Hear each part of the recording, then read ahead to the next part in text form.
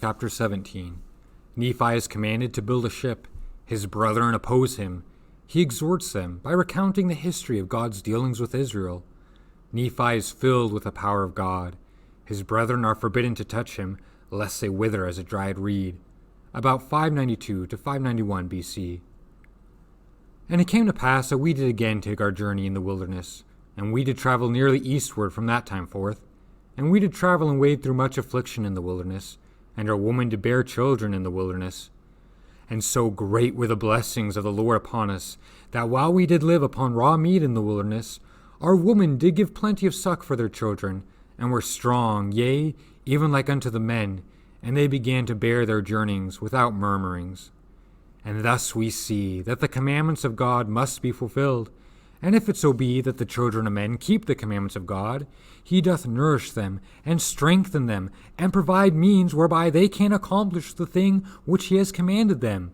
Wherefore he did provide means for us, while we did sojourn in the wilderness.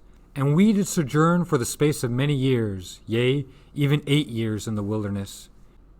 And we did come to the land which we called Bountiful, because of its much fruit, and also wild honey. And all these things were prepared of the Lord, that we might not perish. And we beheld the sea, which we called Ariantum, which, being interpreted, is many waters. And it came to pass that we did pitch our tents by the seashore, and notwithstanding we had suffered many afflictions and much difficulty, yea, even so much that we cannot write them all, we were exceedingly rejoiced when we came to the seashore, and we called the place Bountiful because of its much fruit. And it came to pass that after I, Nephi, had been in the land of Bountiful for the space of many days, the voice of the Lord came unto me, saying, Arise, and get thee into the mountain. And it came to pass that I arose and went up into the mountain, and cried unto the Lord. And it came to pass that the Lord spake unto me, saying, Thou shalt construct a ship, after the manner which I shall show thee, that I may carry thy people across these waters. And I said, Lord, whither shall I go, that I may find ore to molten, that I may make tools to construct the ship, after the manner which thou hast shown unto me? And it came to pass that the Lord told me whither I should go to find ore, that I might make tools. And it came to pass that I, Nephi, did make a bellows wherewith to blow the fire, of the skins of beasts. And after I had made a bellows, that I might have wherewith to blow the fire, I did smite 2 stones together, that I might make fire. For the Lord had not hitherto suffered that we should make much fire as we journeyed in the wilderness. For he said, I will make thy food become sweet, that ye cook it not. And I will also be your light in the wilderness, and I will prepare the way before you, if it so be that ye shall keep my commandments. Wherefore, inasmuch as ye shall keep my commandments, ye shall be led towards the promised land, and ye shall know that it is by me that ye are led. Yea, and the Lord said also that, after ye have arrived in the promised land, ye shall know that I, the Lord, am God, and that I, the Lord, did deliver you from destruction, yea, that I did bring you out of the land of Jerusalem.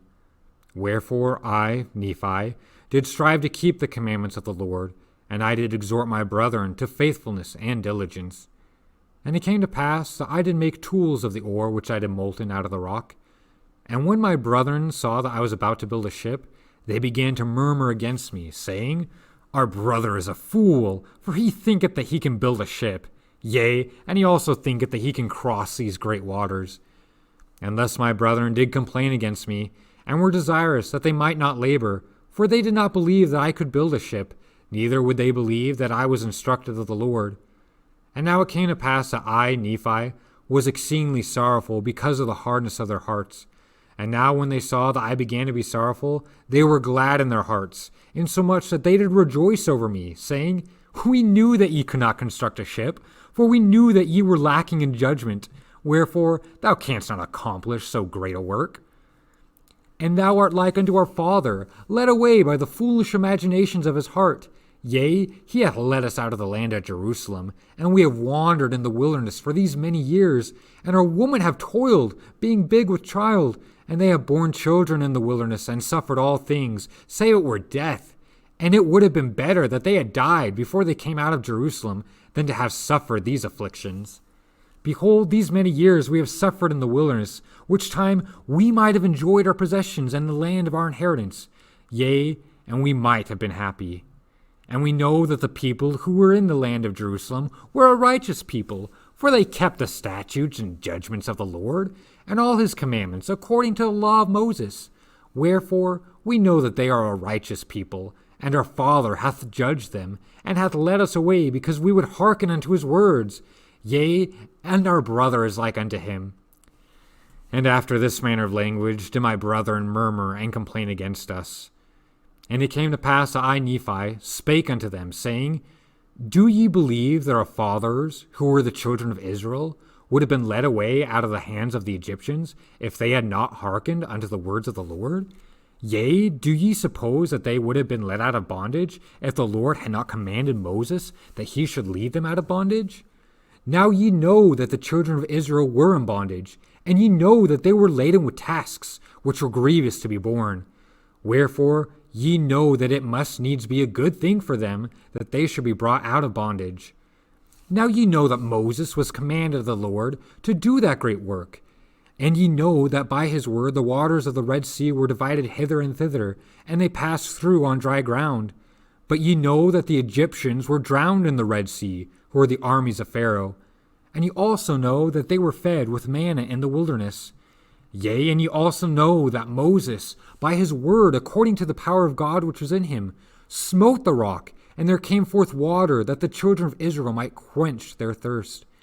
And notwithstanding they being led, the Lord their God, their Redeemer, going before them, leading them by day, and giving light unto them by night, and doing all things for them which are expedient for man to receive, they hardened their hearts, and blinded their minds, and reviled against Moses, and against the true and living God.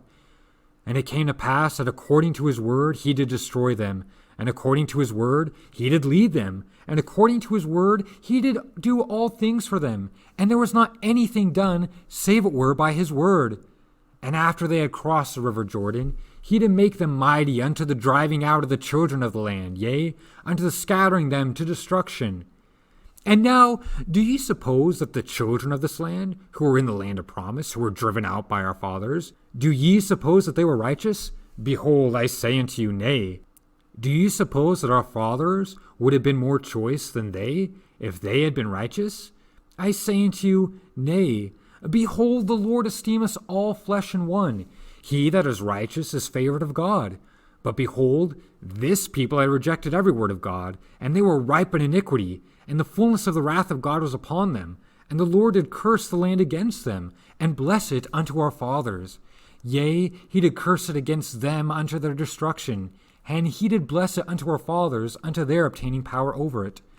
Behold, the Lord hath created the earth, that it should be inhabited, and he hath created his children, that they should possess it. And he raiseth up a righteous nation, and destroyeth the nations of the wicked.